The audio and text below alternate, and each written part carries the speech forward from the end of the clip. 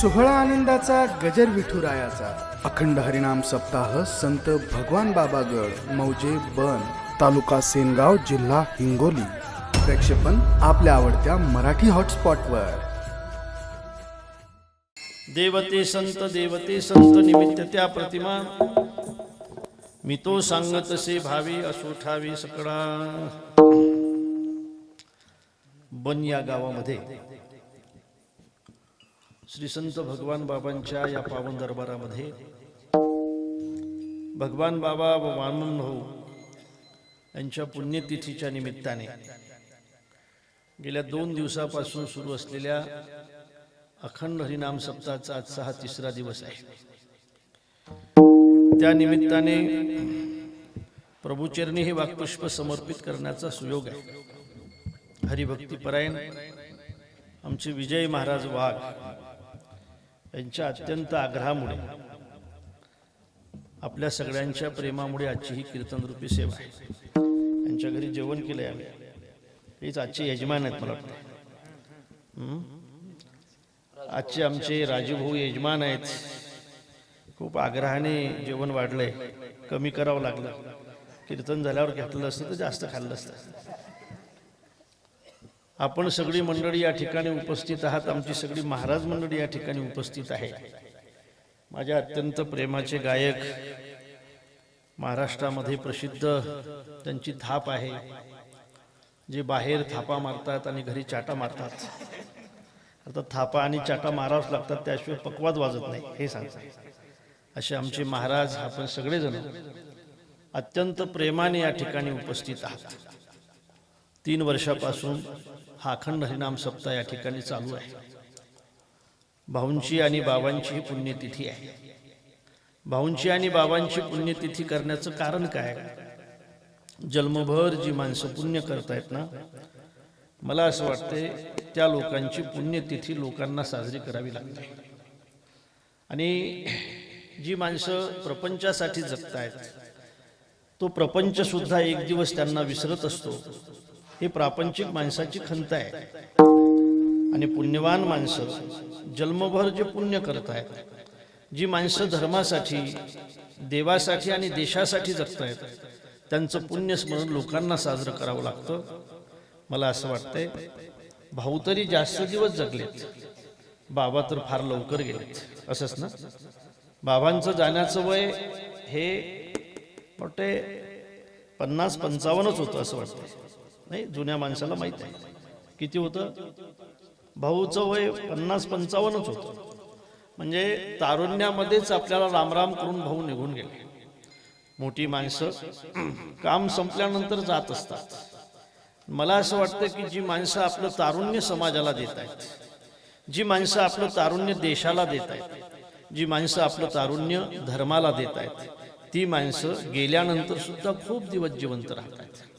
आणि म्हणूनच माझं नेहमीच सांगणं असेल, 350 वर्षानंतर जर जगद्गुरु तुकोबाराय आपल्यामध्ये जिवंत असतील, 750 वर्षानंतर ज्ञानोबाराय जर आपल्यामध्ये जिवंत असतील, 350 वर्षानंतर छत्रपती शिवाजी महाराज जर आपल्यामध्ये जिवंत असतील, 100 वर्ष झाले तरी सुद्धा स्वानंद सुखनिवासी जोग महाराज आपल्या अंतकरणामध्ये असतील, आणि 50-60 वर्ष झाले, मला वाटते बहुतेक 50 वर्ष होऊन गेले, 55 वर्ष झाले, भाऊ आणि बाबा आपल्यामध्ये जर तेवत असतील, 50-55 वर्षानंतर जर त्यांचं मंदिर बांधून आपल्याला पुण्यतिथी करावी लागत असेल, तर मला असं वाटते आपण सुद्धा मेल्यानंतर किमान 5-25 वर्ष तर जिवंत राहिलं पाहिजे ना. किमान अरे 50-55 वर्ष जी माणसं गेल्यानंतरही स्मरणात राहतात, 300-350 वर्षानंतरही जर या महाराष्ट्रातले काही साधू स्मरणात राहत असतील, तर त्या वाटेने वाटचाल करणाऱ्या व्यक्तीने किमान 5-25 वर्ष तरी जिवंत राहिलं पाहिजे ना. मला असं वाटतं गेल्यानंतरही जिवंत राहण्याची ज्याची इच्छा असेल त्याला स्वतःसाठी जगता येणार नाही, दुसऱ्यासाठी जगावं लागेल. जी माणसं फक्त स्वतःसाठी जगतायत ती माणसं जिवंत असताना मेल्यासारखेच असतात. विठ्ठल विठ्ठल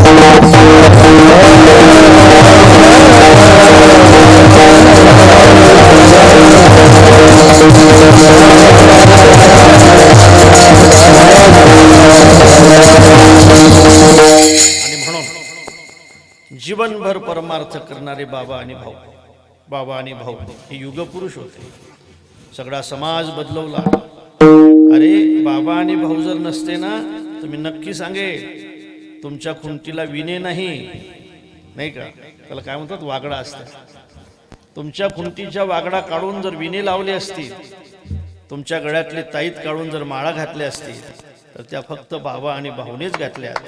म्हणून बाबा आणि भाऊ हे खऱ्या अर्थाने आपल्यातले युग पुरुष होते. लक्षात ठेवा, त्यांनी युग बदललं. विठाला विठाला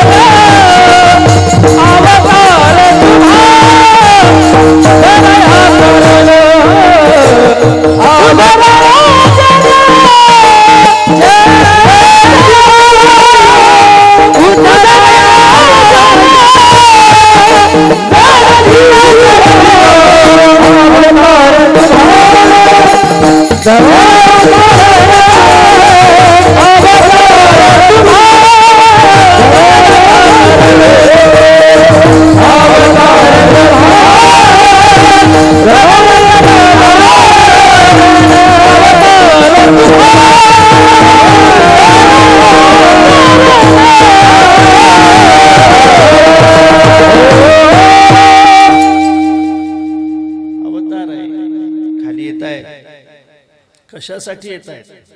जड जीवाचा उद्धार करण्यासाठी येत आहेत. देवाचाही अवतार आहे. कशासाठी आहे? दुष्टाचा निपात करण्यासाठी आहे. साधूचं संरक्षण करण्यासाठी, दुष्टाचा निपात करण्यासाठी देवाचा अवतार.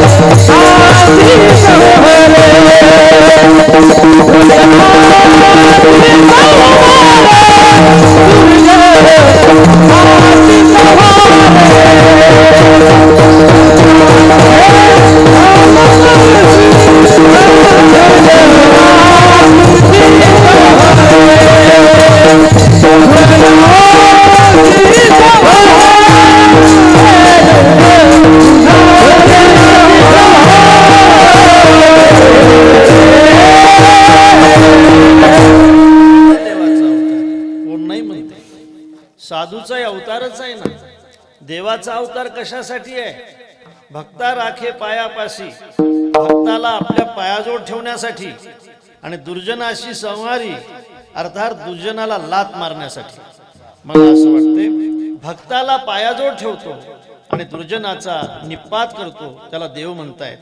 खरं सांगा, दुर्जनाला मारण्यासाठी जर देवाचा अवतार असेल, सज्जनाचा सांभाळ करण्यासाठी जर देवाचा अवतार असेल, तर मी आपल्याला प्रश्न विचारतो, आपण सज्जन आहात का दुर्जन आहात?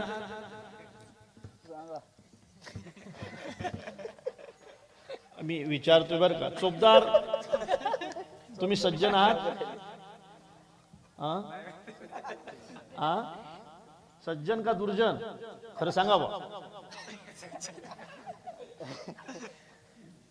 तुम्ही सज्जन आहात का दुर्जन आहात? दोन्ही आहात. मला विचारल्याशिवाय पर्याय नाही, मी तुम्हालाच विचार, तुम्ही सज्जन आहे का दुर्जन आहात? विना कसा काय तिला गळ्यात तुमच्या लोकांनी? अरे वा, सज्जन आहात तुम्ही, खरं सांगा, सज्जन आहात का दुर्जन आहात? खरं सांगा तुम्ही मला, सज्जन का दुर्जन? मला असं वाटतंय आपल्याला, मी दुर्जन म्हणणार नाही, पण मला असं वाटतं की मला आपल्याला सज्जनही म्हणता येणार नाही. वय झालेलं नसताना जी माणसं अर्ध्या तिकीटनं फिरतात, अरे सज्जनाला खोटं वागताच येत नाही दादा. खोटं कसं वागचाल? खोटं वागतील ते सज्जन कसे असतील? सज्जनाचं सगळं गेलं तरी चालेल, पण त्यांची इमानदारी कधी जात नाही, ते सज्जन असतात, लक्षात ठेवा. सगळं गेलं तरी चालेल, पण ज्याचा धर्म कधी सुटत नाही ते सज्जन असतात, लक्षात ठेवा. नाही का, संसाराच्या नावे घालून या शून्य वाढता हा पुण्य धर्म केला. मला असं वाटतं त्याला सज्जन असं म्हणतायत. जे दुसऱ्यासाठी जगतायत त्याला सज्जन असं म्हणतायत. किसी के काम जो आए उसे इंसान कहते हैं. कभी धनवान है कितना, कभी इंसान निर्धन है, कभी सुख है कभी दुख है, इसी का नाम जीवन है. जो मुश्किल में न घबराए उसे इंसान कहते हैं. किसी के काम जो आए उसे इंसान कहते हैं. मला असं वाटतं त्याला सज्जन म्हणताय. जो नेहमी दुसऱ्याच्या कामासाठीच असतो तो सज्जन आहे. सज्जन आहात आपण? सज्जन आहात आपण? मला असं वाटतं तुम्ही म्हणत असाल तर काही हरकत नाही बा, आपण तर नाही बा सज्जन. आपण सज्जन नाही म्हणून देवाचा अवतार आपल्यासाठी नाही. सज्जन असतो तर झाला असता. आपण दुर्जनही नाही, आपण दुर्जनही नाही. मग आपण आहोत कोण? आपण आहोत जीव, आणि त्यांच्या उद्धारासाठी संतांचा अवतार आहे.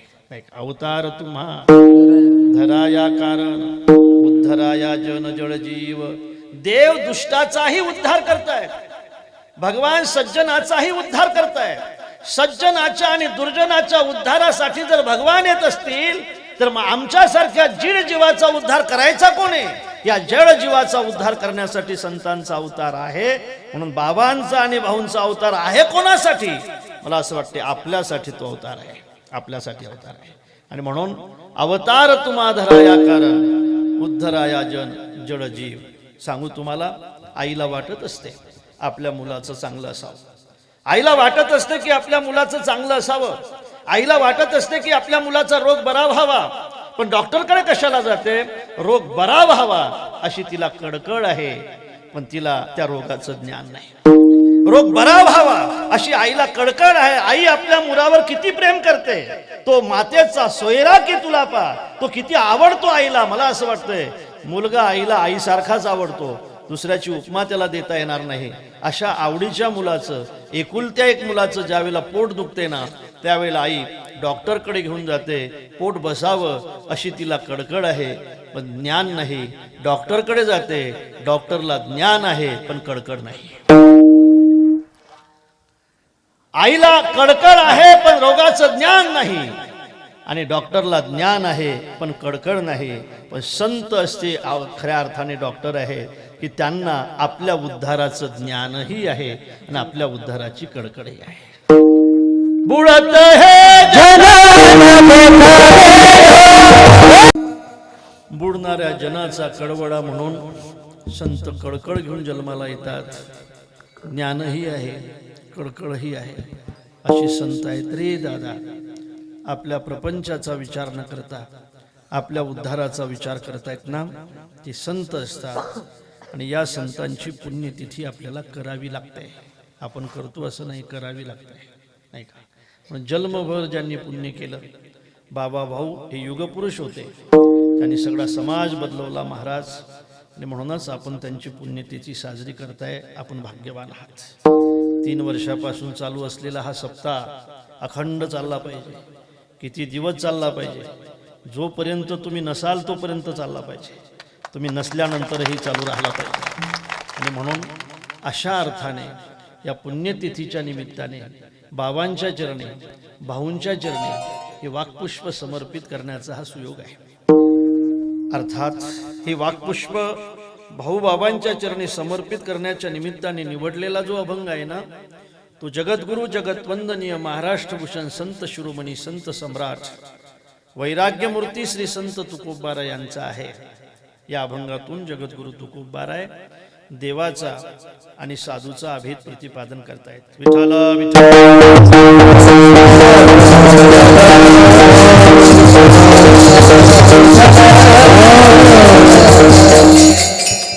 अभेदाचं चिंतन या अभंगातून जगद्गुरु तुकोबाराय आपल्या समोर मांडतायत. देव कोण आहेत, संत कोण आहेत? तर संत साक्षात देव आहेत. मला असं वाटते आपण विचारू, ज्ञानोबाराय कोण आहेत? कोण आहेत ज्ञानोबाराय? तर ज्ञानोबाराय साक्षात विष्णूचा अवतार, महाविष्णूचा अवतार, महाविष्णूचा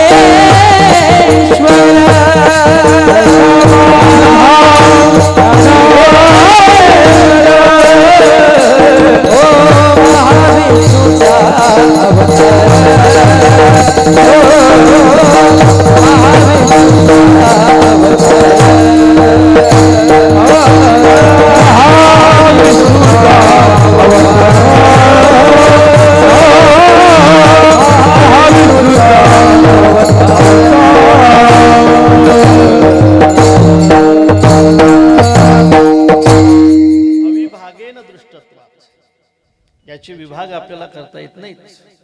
अर्थात हे एक आहे. मला असं वाटतंय संतांच्या जीवनातले काही विशेष आहेत, ऐकाकडे त्या विशेषाने संत ओळखल्या जात आहेत. संत खऱ्या अर्थाने कशाने ओळखल्या जात आहेत? पश्चन शृण्वान पुरुषां जिग्राण, हे तर सगळ्यांचं सारखंच आहे ना.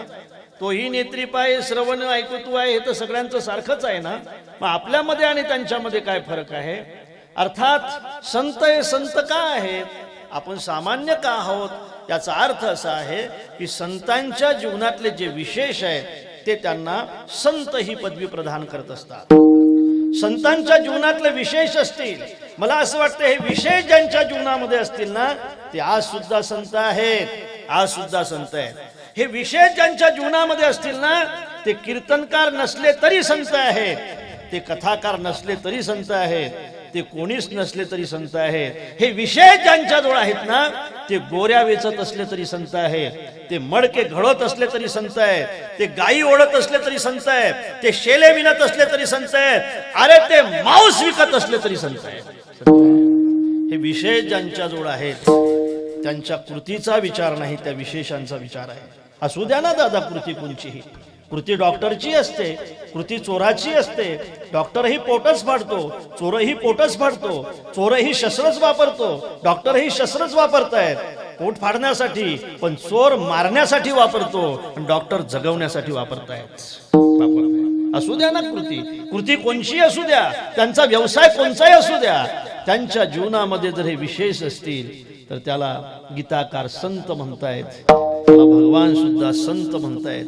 या विशेषाने संत ओळखल्या जात आहेत, पोशाखाने नाही.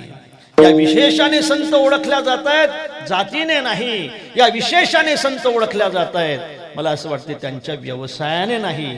व्यवसाय कोणताही असला तरी चालेल. चला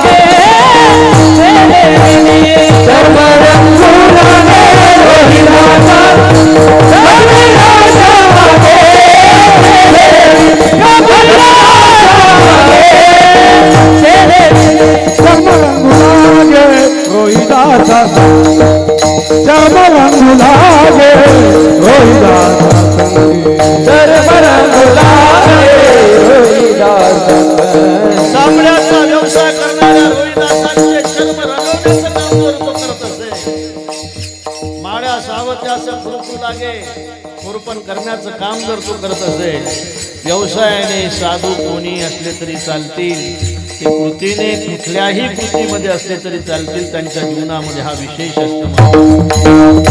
कबीराच्या मागे कबीराच्या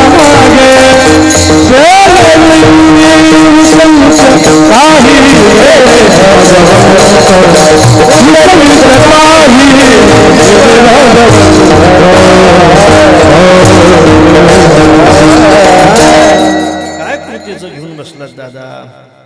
कृती चांगली असल्यानंतर काय मन चांगलंच असतं? मन चांगलंच असतं.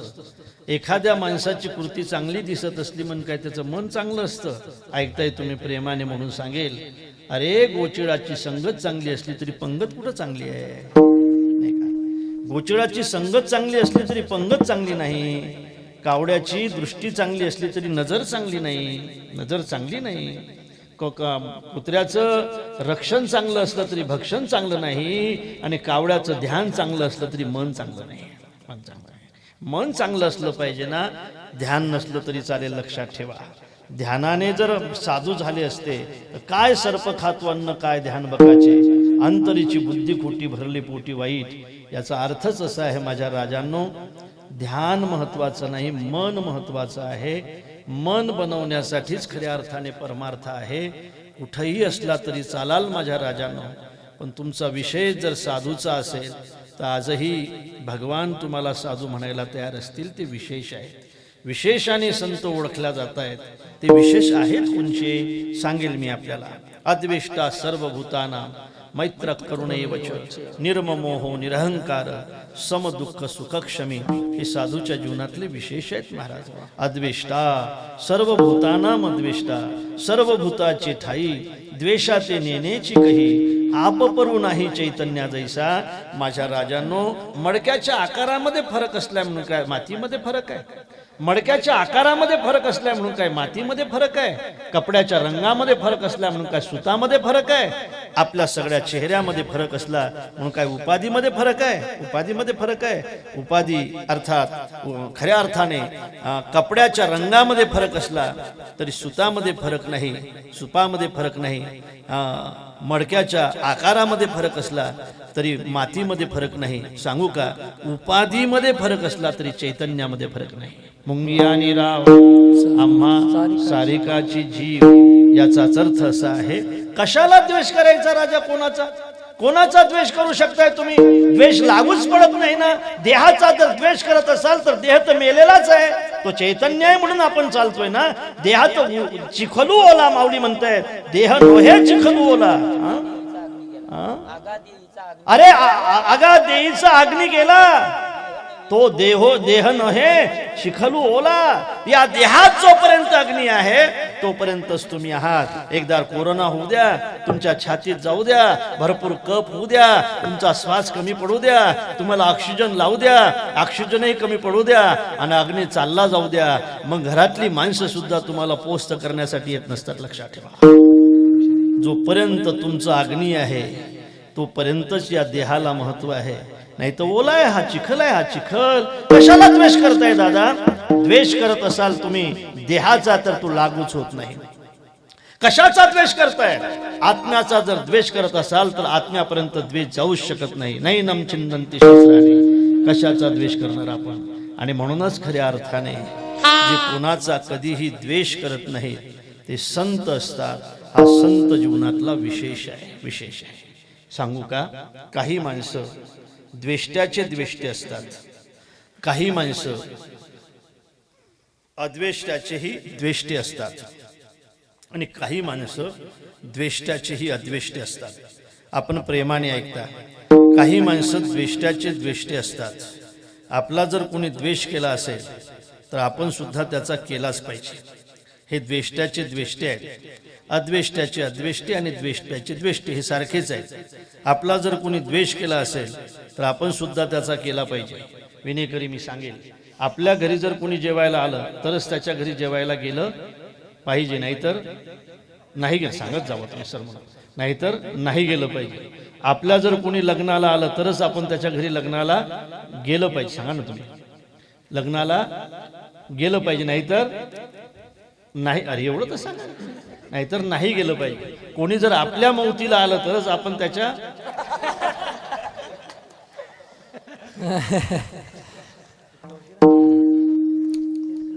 आपला जर कोणी द्वेष करत असेल तर त्याचा केलाच पाहिजे. हे द्वेष्ट्याचे द्वेष्टे आहेत, द्वेष्ट्याचे द्वेष्टे आहेत. पुढचं सांगू, काही अद्वेष्ट्याचेही द्वेष्टे आहेत. नाही केला तरी चालेल पण आपण त्याचा केला पाहिजे. ही संख्या भरपूर आहे. काही संबंध नसताना सुद्धा आपण द्वेष करतोय हो, काही संबंध नसताना सुद्धा आपण त्याची निंदा करतोय हो. अर्थात याचा अर्थ असा आहे की हे अद्वेष्ट्याचेही द्वेष्टे आहेत, अद्वेष्ट्याचेही द्वेष्टे आहेत. काही कारण नसताना द्वेष जी माणसं करतायत ना, मला असं वाटतं हे दुर्जन असतात. काय आहे दुर्जनाची व्याख्या आहे? विठ्ठल विठ्ठल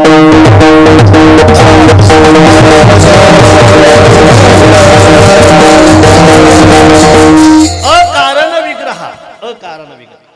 कारण नसताना विग्रह, कारण नसताना भांडण, कारण नसताना द्वेष, कारण नसताना द्वेष करणारी जात जी आहे ना, ते द्वेष्ट्या अद्वेष्ट्याचेही द्वेष्टे आहेत.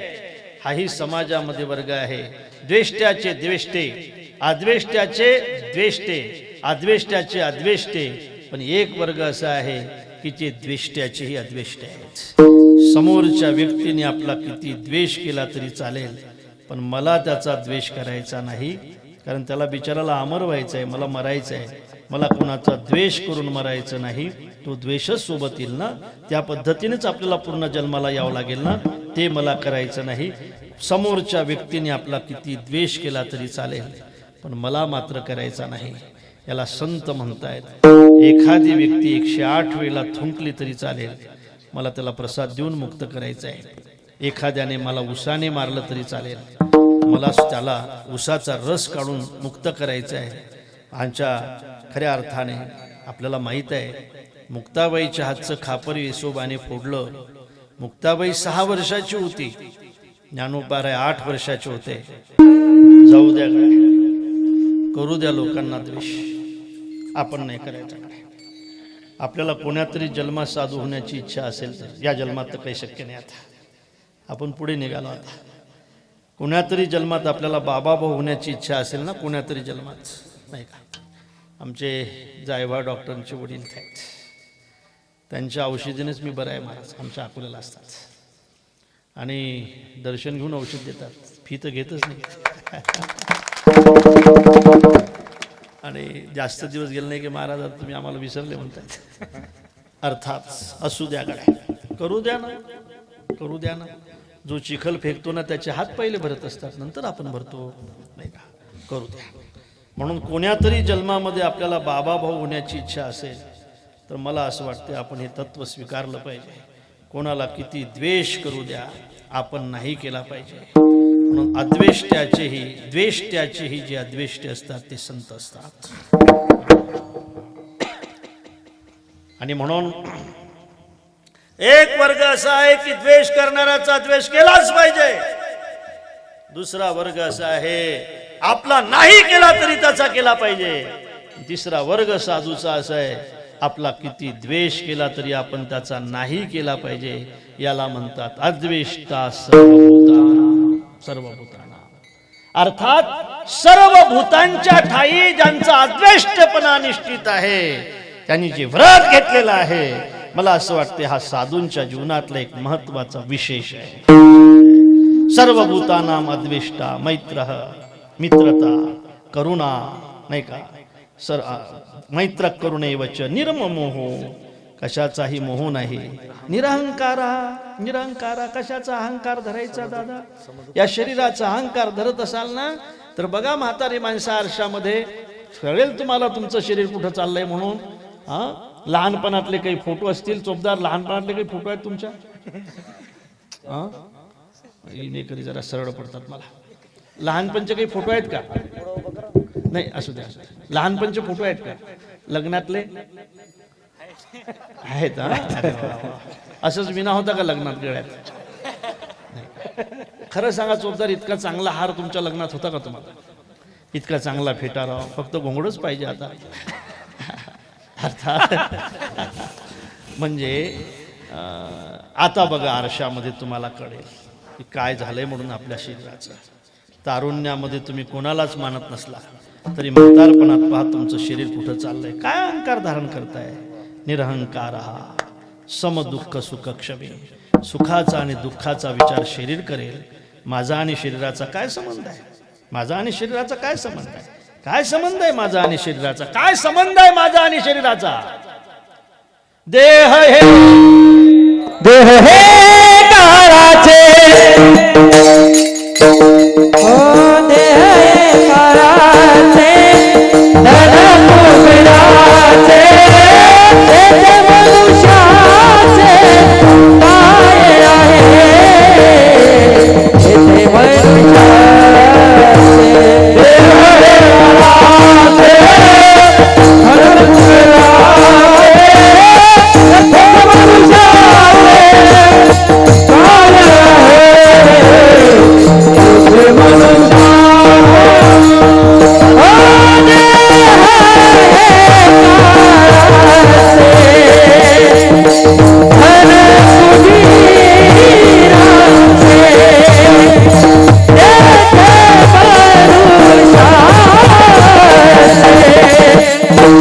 तेथे मनुष्याचे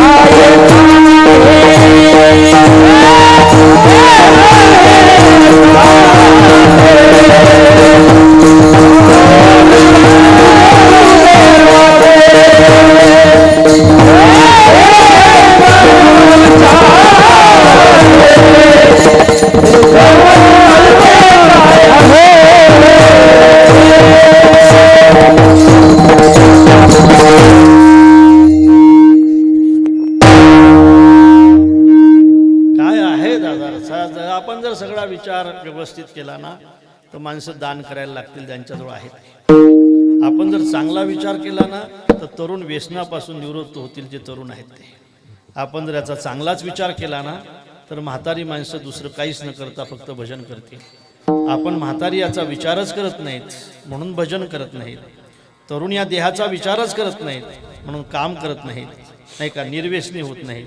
आणि खऱ्या अर्थाने आपण याचा विचार करत नाही, श्रीमंत याचा विचार करत नाहीत म्हणून दान करत नाहीत महाराज. खरंच करत नाहीत.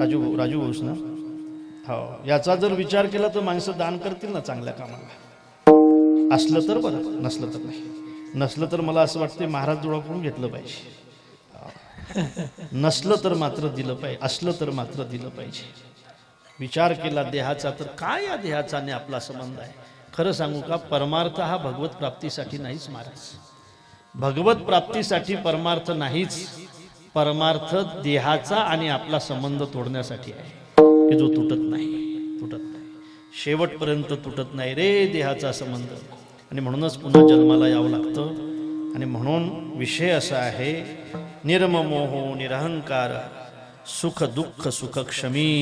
सुखाचा आणि दुःखाचा विचार सारखा आहे. मान करो कोही मुँह पर मारो, दोही हमको प्यारे है. अर्थात सुख दुःख सुख क्षमी. सुखाचा आणि दुःखाचा कधीच विचार करत नाही. सुख आणि दुःख सारखं जे मानतायत हा साधूच्या जीवनातला विशेष आहे. हे विशेष मी आपल्या समोर मांडले. पुढे एक महत्वाची गोष्ट आहे.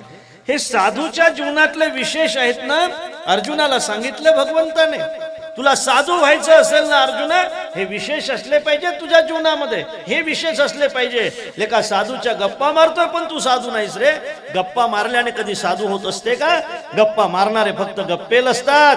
साधू होण्यासाठी त्या गप्पा सगळ्या कृतीमध्ये आणाव्या लागतात. गप्पा कृतीमध्ये आणणं फार कठीण असते. सोपं आहे रे गप्पा मारणं वैराग्याच्या. वैराग्य अत्यंत कठीण आहे. गप्पा मारतो लेका, अशोच्या नन्व शोचस्त्वं प्रज्ञावादंश भाससे, गतासून गता संशन अनुशोचंती पंडिता. स्वतःला पंडित म्हणून घेतो, पंडितासारख्या गप्पा मागतो आणि शोक करतो. पंडित काय शोक करत असतात का? शोक करत असतात का? शोक करतो, यांच्याबद्दल शोक करतो. जे शत्रू आहेत त्यांच्याबद्दल शोक करतो. जे या देशावर उठले त्यांच्याबद्दल शोक करतो, त्यांच्याबद्दल शोक करतो. लेका अर्जुना, देशाच्या विरोधात जे असतील त्यांच्याबद्दल शोक करायचा नसतो, त्यांना मारायचं असते. धर्माच्या विरोधात जे असतील त्यांच्याबद्दल शोक करायचा नसतो, त्यांना दंड द्यायचा असतो. शोक करतो यांच्याबद्दल, साधूच्या गप्पा मारतो, शोक करतोय. असेल शोक तोपर्यंत तू साधू नाहीस. आणि साधू जर तुला बनायचं असेल, हे विचार तू केला पाहिजे, हे अंगभूत तुझ्या असलं पाहिजे. हे विशेष आहेत. बस 15-20 मिनिटामध्ये थांबणार आहोत आपण. अर्जुनाने विचारलं, देवा साधूच्या गप्पा फार चांगल्या वाटतात रे, साधूचा अंतिम विशेष कोणचा आहे, मुख्य विशेष कोणचा आहे, की ज्याच्या नंतरचा एकही विशेष त्यांच्या जीवनामध्ये नसेल, असा साधूच्या जीवनातला परमोच्च विषय कोणचा आहे, की ज्याने साधू ओळखल्या जात आहेत. आता ऐका, आलोत आपण ठेप्यावर. भगवान म्हणतायत, अर्जुना साधूच्या जीवनातला अंतिम विशेष मी तुला सांगतो, तो हा आहे. सविस्तर वटत्व जैसे बीजकनिके माझी असे आणि बीजकणू वसे वटी जेवी. अर्जुना, वडाचं झाड असते नाही, वडाचं झाड असते. त्या वडाच्या झाडाला फळं असतात, त्या फळामध्ये अनेक बिया असतात आणि त्या प्रत्येक बी मध्ये एक वड असतो. बरोबर आहे? वड किती मोठा आहे आपल्याला माहित आहे, त्या वडाचं बी किती मोठं आहे याहीपेक्षा त्या वडाला जे बी जन्म देते ते बी किती लहान आहे याहीपेक्षा जन्म दिणारा वड किती मोठा आहे. वडाचं आणि बियाचं जसं नातं आहे, प्रत्येक बियामध्ये जसा वड आहे. ऐका बरं का, वड म्हणजेच बी आहे आणि बी म्हणजेच वड आहे. साधूचा विशेष सविस्तर वटत्व जैसे बीज कनिके माझी असे बीजकणू वसे वटी देवी. पुढे ऐक अर्जुना, तेवी आम्हातया परस्परे, तेवी आम्हातया परस्परे बाहेर नामाचीच अंतरे अंतुवट वस्तू विचारे मी तेची ते देवते संत देवते संत देवते संत देवते संत निमित्तच्या प्रतिमा निमित्तच्या प्रतिमा निमित्तच्या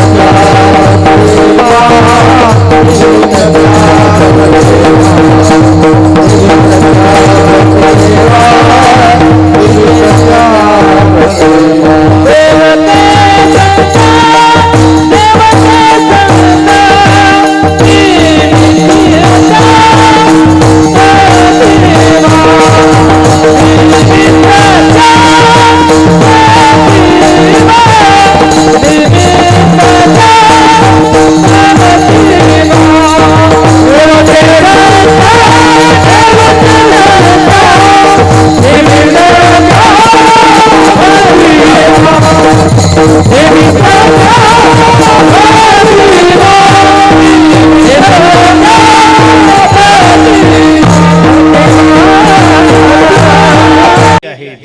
संत देवते संत निमित्त मात्र प्रतिमा आहे.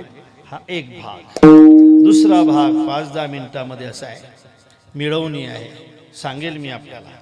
विषय असा आहे की देवाचा आणि संतांचा एकपणा सांगण्यासाठी, ऐक्य सांगण्यासाठी, ते एकच आहे हे सांगण्यासाठी रामायणामध्ये एक उदाहरण आहे. रामप्रभू वनवासामध्ये जातात, सगळ्यांना माहीत आहे. रामप्रभूचा वनवास 14 वर्षाचा होता, हेही सगळ्यांना माहीत आहे. आणि मला असं वाटतंय आता त्यांच्या रामप्रभूच्या मंदिराचं काम चालू आहे, हे सुद्धा सगळ्यांना माहीत आहे. असलं पाहिजे. आणि त्या मंदिरासाठी आपली सगळ्यांची देणगी सुद्धा असली पाहिजे. 10 रुपयापासून लाख रुपयापर्यंत, 10 लाखपर्यंत, कोटी रुपयापर्यंत देणगी देणारी माणसं आहेत. किमान आपल्यापासून 10 रुपये तरी त्या मंदिरासाठी गेले पाहिजेत, याचा विचार आपण सगळ्यांनी केला पाहिजे. गेल्या 500 वर्षापासून जो संघर्ष चालू होता, 500 वर्षामध्ये असं म्हणतायत की 4 लाख आपल्या हिंदूंचं बलिदान याच्यासाठी मंदिरासाठी केलं. ते मंदिर आता आपल्या देखत पूर्ण होते, आपलं भाग्य आहे. सज्जनानो, काही लोकांनी मंदिर पूर्ण होण्यासाठी चपलाच घातल्या नाहीत. काही लोकांनी असे काही व्रत केलेत की ज्यांनी आपल्या जीवनामध्ये वाहना घातल्या नाही. मंदिर झालं पाहिजे, मंदिर वही बनाएंगे, मंदिर वही बनाएंगे असे नारे आपले चालू होते. आता मंदिर भव्य बनाएंगे या नाऱ्यापर्यंत आपण पोहोचलं. ते मंदिर आता भव्य मंदिर उभं राहणार आहे. 14 वर्ष ज्यांचा वनवास, त्यांचं मंदिर होत असते. त्यागाची मंदिर होत असतात, भोगाची मंदिर कधी होत नसतात. चला पुढे. विषय असा आहे, रामप्रभू वनवासामध्ये जात आहेत. 14 बरस राम बनवासी तापस बेश विशेष उदासी 14 बरस राम बनवासी 14 वर्ष वनवासासाठी निघतायत जानकी आणि लखनजी त्यांच्या सोबत निघतायत. गेल्यानंतर पंचवटीमध्ये येत आहे. सगळा वृत्तांत नाही सांगत. पंचवटीमध्ये आल्यानंतर त्या ठिकाणी रावण येतो. रावण जानकीला घेऊन जातो. रामप्रभू आणि लखनजी ज्यावेळेला परत येतात त्यावेळेला त्यांना ती कुटिया खाली दिसते. वृक्षाला पक्षाला लतेला विचारतायत जानकी कुठे आहे. विचारत चालतायत. हाय सीते हाय सीते हाय सीते हाय सीते असं म्हणत चालतायत. शबरी मातेच्या मंदिरामध्ये येतायत. अर्थात शबरीच्या घरी येत आहेत. शबरी मार्ग दाखवते त्या मार्गाने जात आहेत आणि त्या मार्गाने चालत कुठे येत आहेत. ऋषमुख पर्वत नियर आया आगे चले बहुरी ऋषमुख पर्वत नियर आया ऋषमुख पर्वत नियर सजीव सुहित सुग्रीवा देखत देखी अतुल पद सेवा आगे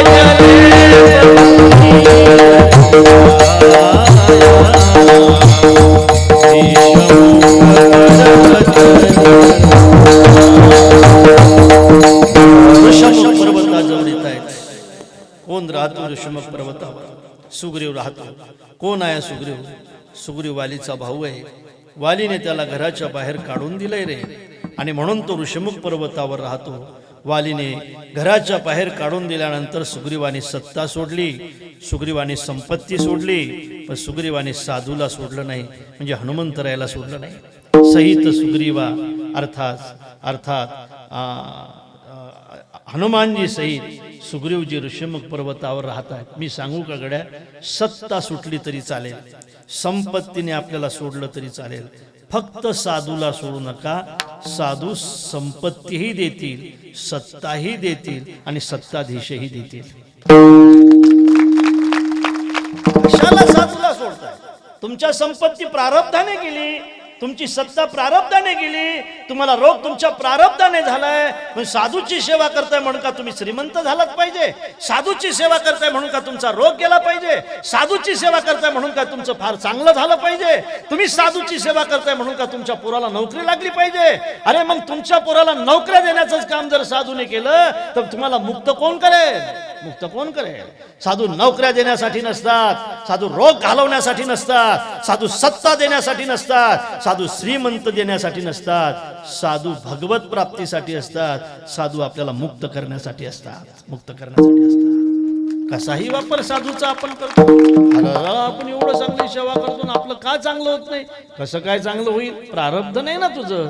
प्रारब्ध ज्या वेळेला येईल ना त्यावेळेला तुझं चांगलं होईल. पण साधूच्या संगतीने राहशील ना, तुझं कितीही वाईट झालं तरी तुला कधी वाईट वाटणार नाही. म्हणून साधूची संगत काय.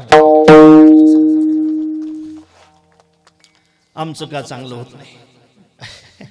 अरे हे चांगलं करण्यासाठी असतात का लेका. विठाल विठाल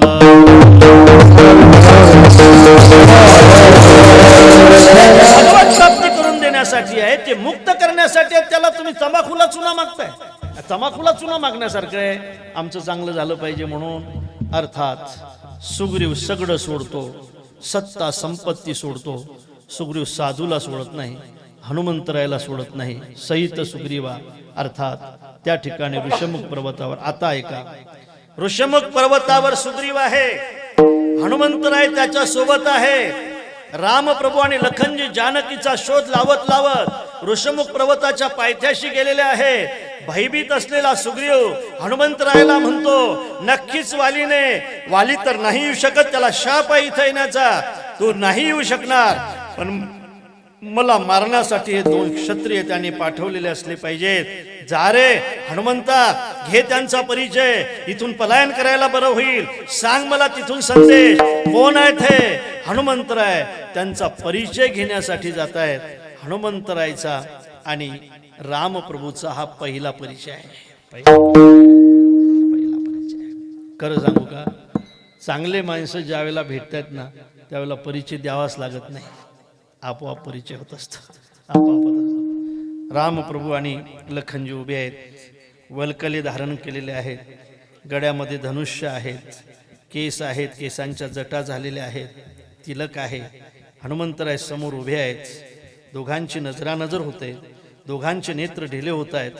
आणि त्यावेळेला त्या ठिकाणी हनुमंतराय या दोघांचा परिचय विचारतात, आपण कोण आहात? विचारावं लागतं एखाद्या वेळेला, या पोशाखामध्ये दिसल्यानंतर सुद्धा विचारावं लागतं, महाराज बऱ्याच दिवसाची भेट नाही हो, पण मला वाटते हा पोशाख पाहिल्यानंतर परिचय घेण्याची गरज नाही, हा पोशाखच परिचय आहे, हा पोशाखच परिचय आहे का? महाराजांचा परिचय घेण्याची काय गरज आहे, हा पोशाखच परिचय आहे. मी खरं सांगू का, एखाद्या साधूचा चेहराच हा त्याचा परिचय आहे, हा त्याचा परिचय आहे. आणि म्हणून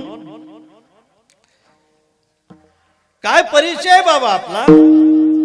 ओ तुम श्यामल गौर शरीरा, छत्री रूप फिरहु बनबीरा, कठिन भूमी कोमल पदगामी, कवन हे तू विचरहु बन स्वामी. का फिरताय आपण, काय परिचय आपला? ओ तुम श्यामल गौर शरीरा, एक श्याम एक गौर आहे, छत्री रूप फिरहु बनबीरा, क्षत्रियाचा वेश धारण करून तुम्ही या मनामध्ये फिरताय. कठीण भूमी, ही भूमी अत्यंत कठीण आहे, कोमल पदगामी, कवन हे तू विचरहु बन स्वामी. असं काय केलं या कोमल पायाने, अनवानी पायाने त्यांना या वनवासामध्ये फिरावं लागतंय. आपला परिचय काय आहे? त्यावेळेला रामप्रभू आपला परिचय देत आहेत. कौशलेश दशरथ के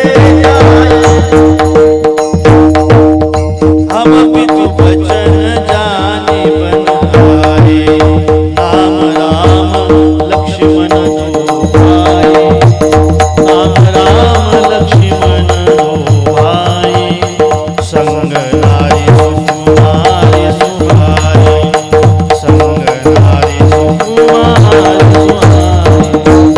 आम्ही दशरथाची मुलं आहोत. जो श्याम आहे त्याचं नाव लक्ष्मण आहे, जो गौर आहे त्याचं नाव राम आहे. महाराज खरं सांगू का, आम्ही येताना तिघ आलो होतो, संग नारी सुकुमारी सुहाई, पण आमची जानकी रावणाने पडून नेले. अर्थात हा परिचय दिल्यानंतर हनुमंतरायाला आपल्या मालकाचा परिचय होतो. हनुमंतरायाचं शरीर पुलांकित होते, हनुमंतरायाचे नेत्र ढिले होत आहेत, हनुमंतरायाचे ओठ थरथरत आहेत. आणि आता रामप्रभू म्हणतायत, बाबा आम्ही तर आमचा परिचय तुम्हाला दिलात ना, आपला परिचय काय आहे? काय आपला परिचय? आपण कोण आहात? कुठून आलात? कुणी पाठवलं आपल्याला आमचा परिचय घेण्यासाठी? कोण आहात बाबा आपण? इतनी सुंदर छबी तो हमने कभी देखी भी नहीं बाप. क्या खाते हो आप? आप खड़ी खाते या डांबर खाते, क्या खाते? त्यावेळेला हनुमंतराय आपला परिचय देत असताना काय म्हणतात ते ऐका. तोच्या अभंगाचा परिचय आहे. हनुमंतराय म्हणतायत, बाबा महाराज आमचे 3 परिचय आहेत. प्रभू माझे 3 परिचय मी तुम्हाला देणार आहे. एक परिचय माझ्या देहदृष्टीने आहे, दुसरा परिचय माझा, एक परिचय देहदृष्टीने आहे, देहदृष्ट्या तू दासोहम. दुसरा परिचय जीवदृष्टीने आहे, जीवदृष्ट्या तदंशका.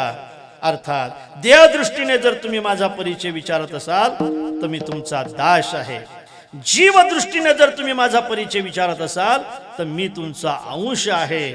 आणि आत्मदृष्टीने जर तुम्ही माझा परिचय विचारत असाल, आत्मदृष्ट्या त्वमेवाह, आत्मदृष्टीने तुम्ही आणि मी एक आहे. संत देवता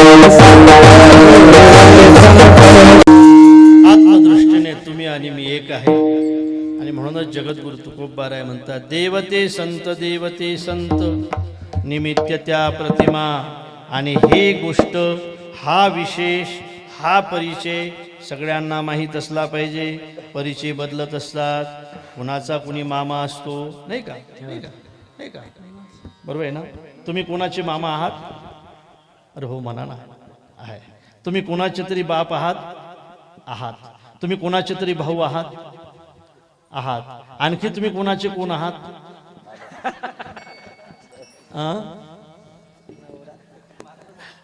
आणखी कोणाचे कोण आहात तुम्ही?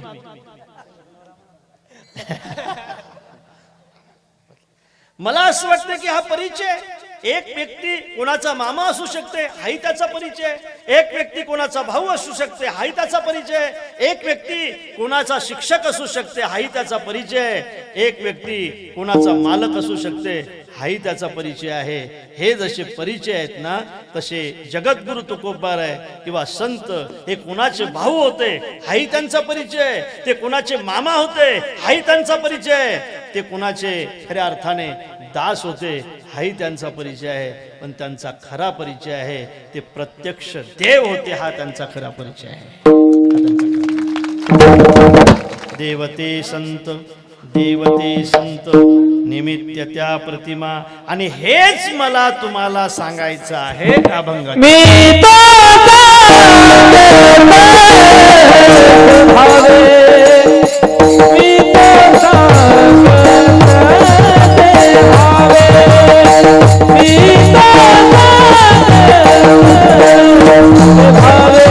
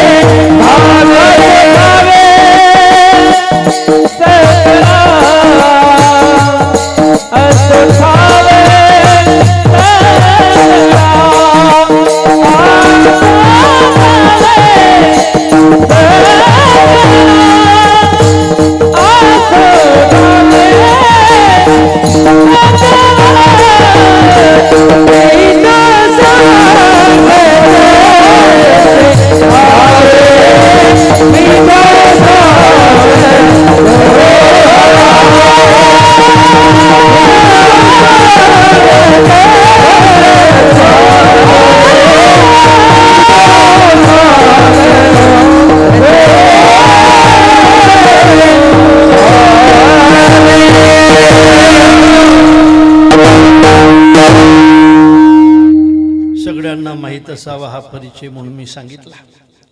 गरीब आहेत, त्यांना कुणी भीक सुद्धा वाढत नव्हतं. दरिद्री आहेत, हा त्यांचा परिचय नाही रे राजा. ते प्रत्यक्ष देव आहेत, हा खरा त्यांचा परिचय आहे. मला असं वाटते परिचय होण्यासाठी सुद्धा परिचय पाहिजे ना, परिचय देण्यासाठी सुद्धा परिचय पाहिजे ना.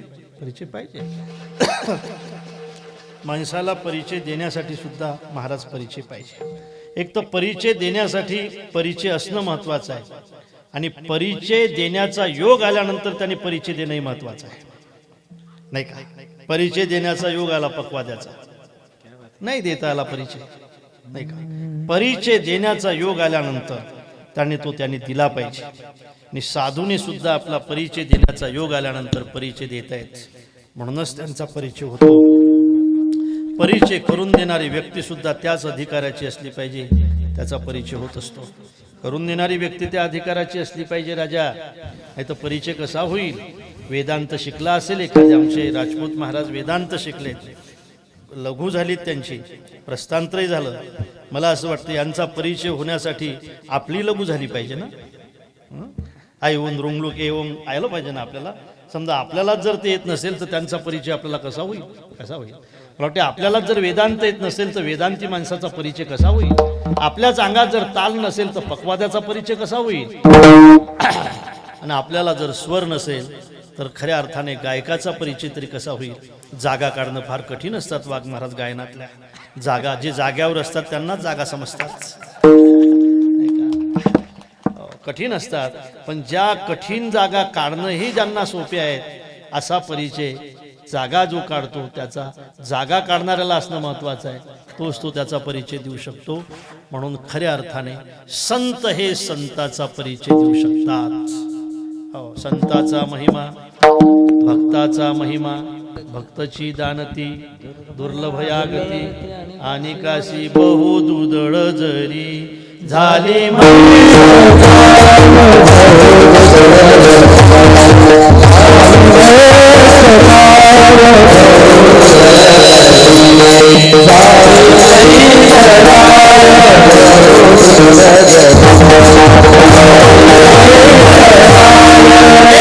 परिचय होण्यासाठी ती स्थिती प्राप्त झाली पाहिजे, किंवा ती स्थिती प्राप्त झाली, त्या स्थितीचा परिचय ज्याला द्यायचा आहे त्याला सुद्धा ती स्थिती आली पाहिजे, तोच त्याचा परिचय देऊ शकतो.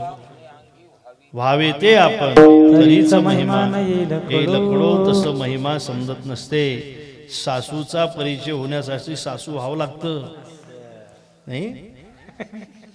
इथं सासू आहेत ना? आहेत ना? का मेल्या सगळ्या? सासूच.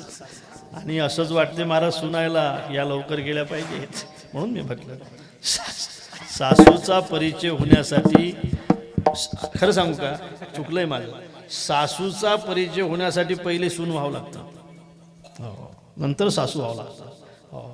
अर्थात अशा अर्थाने हा परिचय या ठिकाणी अत्यंत महत्वाचा आहे की जगद्गुरु तुकोबाराय देत आहेत. देवते संत निमित्त त्या प्रतिमा, मी तो सांगतसे भावे असो ठावे सकळा.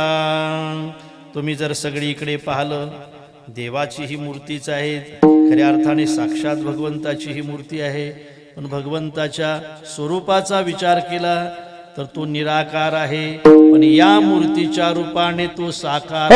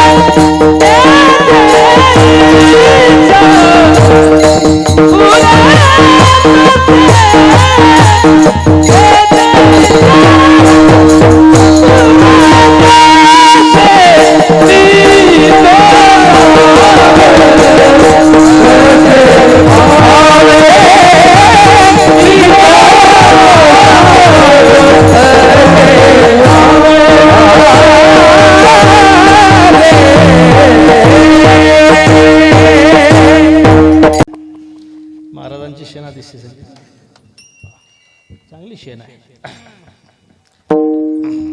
शेणा म्हटलंय मी, धोका नका देऊ. शेणा म्हटलं की धोका देण्याचा फार अर्थात मी तो सांगत भावे असो ठावे सकळा निराकारी वस दिशा, येथे इच्छा पुरत असे.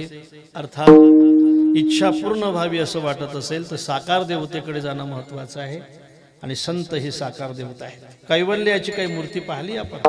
कैवल्य म्हणजे मोक्ष, हे काय मूर्तीने मांडता येते? मोक्ष अर्थात वैराग्य, हे काय मूर्तीने मांडता येते? महाराज वाघ महाराज अशी काय मूर्ती आहे वैराग्याची? पण वैराग्याची प्रत्यक्ष मूर्ती पाहण्याची इच्छा असेल तर जगद्गुरु तुकोबार आहेत. शांती हे काय मूर्ती आहे? शांती हे काय मूर्ती आहे? पण शांतीची प्रत्यक्ष मूर्ती पाहण्याची इच्छा असेल तर नाथ महाराज आहेत. आणि शांतीची आणखी मूर्ती पाहायची असेल आता तर आमचे गुरुवर्य मारुती बाबा आहेत. प्रत्यक्ष शांतीची मूर्ती आहेत. पण शांतीची मूर्ती पाहण्याची इच्छा असेल तर त्यांच्याकडे पाहिली पाहिजे. हे मूर्तिमंत शांती आहे. मला वाटतं वैराग्याची मूर्ती तशी नसते. पाहण्याची इच्छा असेल तर तुम्ही जगद्गुरु तुकोबारायकडे पाहिलं पाहिजे. ते मूर्तिमंत वैराग्य आहे. आणि मूर्तिमंत कैवल्याची मूर्ती पाहण्याची इच्छा असेल मोक्षाची नाही का नाम कैवल्याची प्रत्यक्ष मूर्ती पाहण्याची इच्छा असेल तर ज्ञानोपारायण कैवल्याचा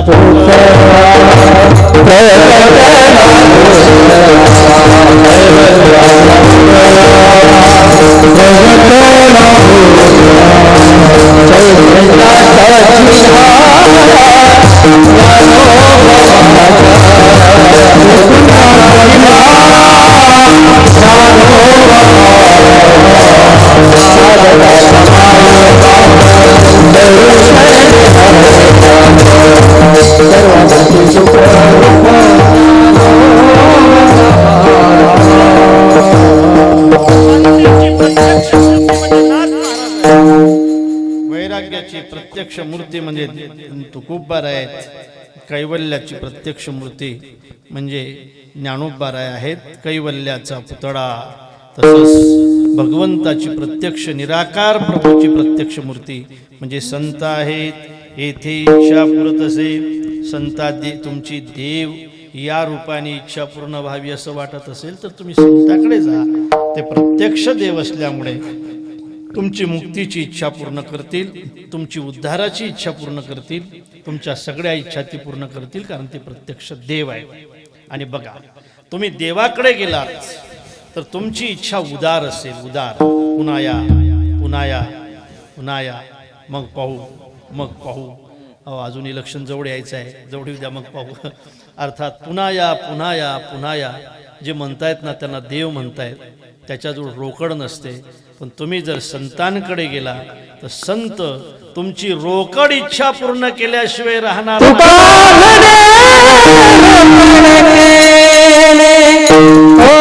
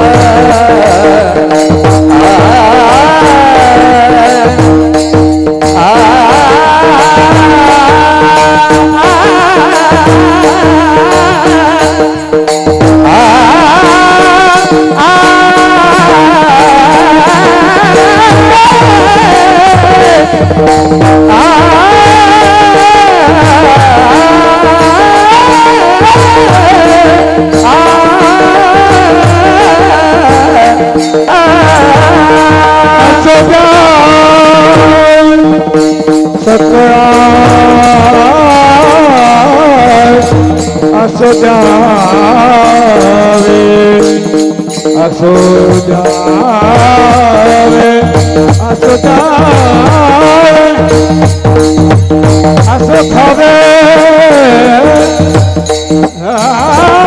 नाही, ते ताव्यावर टाकावं लागतं नाही का. आणि नंतर तावावर टाकल्यानंतर भोजन होते असं नाही, ते ताटात वळावं लागतं. वाढल्यानंतरच होते नाही, ते खावं लागतं.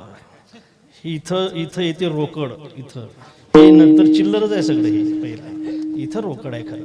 हे भोजन व्हावं असं वाटत असेल तर तुम्हाला संत रूपी देवाकडे जावं लागेल. प्रत्यक्ष प्रकाश मिळावा असं वाटत असेल तर तुम्हाला जसं लाईटकडे गेलं पाहिजे, तसं तुमची प्रत्यक्ष इच्छा पूर्ण व्हावी प्रकाशाची असं वाटत असेल तुम्हाला संताकडे गेलं पाहिजे. आणि म्हणून तुका म्हणे रोकडे केने शेविता येणे पोट धाये, मी तो सांगत असे भावे असो ठावे सकळा. अर्थात बाबा आणि भाऊ हे प्रत्यक्ष संत होते. खरं म्हणजे भाऊ अत्यंत कडक होते, बाबा अत्यंत शांत होते नाही का. बाबाला कोणी काही म्हटलं तरी शांत राहायचे. आणि समजा एखाद्या कारखान्यावाल्याने जर आपल्याला जागा नाही दिला तर भाऊ शाप द्यायचे, जळून जाईल. जळला नाही का, तिकडे घडलेली घटना आहे. आणि म्हणून अशा अर्थाने दोन्हीही हे संत विभूती या शतकामध्ये आपल्या महाराष्ट्रात झाल्या. मला असं वाटते आपल्या सगळ्यांचं ते भाग्य आहे आणि त्यांनी आपला उद्धार केला. म्हणून त्यांची पुण्यतिथी आपण साजरी करत आहोत. 3रं वर्ष असलं तरी सुद्धा अखंड ही पुण्यस्मरण, ही पुण्यतिथी अशी साजरी होत राहो. या निमित्ताने या लहान मुलांना संस्कार होतील, या निमित्ताने तरुणांना दिशा मिळत राहील, तरुण हे व्यसनापासून दूर होतील. आपण आणि खऱ्या अर्थाने लहान मुलांना सुद्धा याची रुची निर्माण होईल आणि आपल्याला सुद्धा सगळ्यांना याचं समाधान मिळेल. यासाठी अखंड हा सप्ताह असा चालू राहावा अशी शुभकामना बाबा भाऊंच्या चरणी समर्पित करतो. आणि या ठिकाणी आम्हाला इथं बोलावलं खरं म्हणजे ही सगळी संधी उपलब्ध करून दिली आणि अत्यंत प्रेमाने आपण या ठिकाणी बसलात. श्रोते अत्यंत महत्त्वाचे असतात महाराज. श्रोते नसेल तर वक्ता काय करणार आहे. वक्ता तो वक्ता नोहे श्रोते नवी. श्रोते नसतील तर वक्ता काय. तुमचे इथले श्रोते आहेत, श्रोते नाहीत. श्रोते असते तरी सुद्धा कीर्तन करता नसता आलं. आणि म्हणून इतके चांगले श्रोते जर या भागामध्ये असतील, इतके चांगले श्रोते जर या परिसरामध्ये असतील तर मला असं वाटतंय की जे या सप्ताहाचे कार्यकर्ते असतील त्यांनी या श्रोत्यांची भूक पूर्ण केली पाहिजे. सुज्ञ श्रोते आहेत आपल्याला आणि म्हणून अशा अर्थाने आपण ती पूर्ण करावी. आपण करत राहाल. लोकसुद्धा आपल्याला यासाठी अत्यंत भरीव सहकार्य करतील. बाबा भाऊंच्या चरणी प्रार्थना करूया. भाऊ, आम्ही नाही या जन्मामध्ये होणार तुमच्यासारखं, पण कोणातरी जन्मामध्ये आम्हाला ही संधी द्या. या जन्मामध्ये आमचं एवढंच मागणं आहे, या संप्रदायाची सेवा करण्याची संधी आम्हाला अखंड द्या. सेवा, आम्ही मालक नाही, तुम्ही मालक आहात नाही का. आम्ही नाही, आम्ही सेवक आहोत. सेवा अज्ञानी माणूससुद्धा करू शकतो भाऊ. अज्ञानी माणूससुद्धा झाडून काढू शकतो. अज्ञानी माणूससुद्धा हे करू शकतो. आणि आम्हाला सेवा करण्याची संधी द्या. किती दिवस, जोपर्यंत या शरीरामध्ये शेवटचा रक्ताचा थेंब असेल तोपर्यंत देव, धर्म आणि देशाची अखंड सेवा घडत राहावी. ही अत्यंत प्रेमाने मनापासून भाऊ आणि बाबांच्या चरणी प्रार्थना करतो आणि माझ्या सेवेला या ठिकाणी विराम देतो. विठ्ठल जय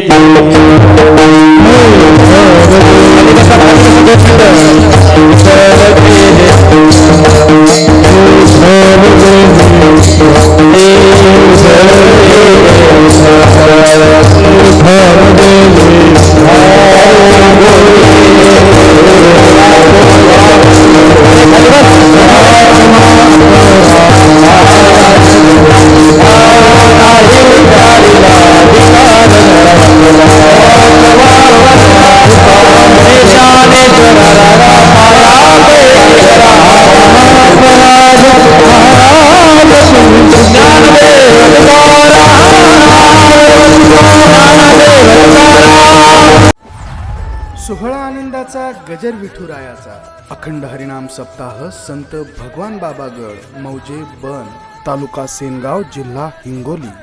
प्रक्षेपण आपल्या आवडत्या मराठी हॉटस्पॉटवर.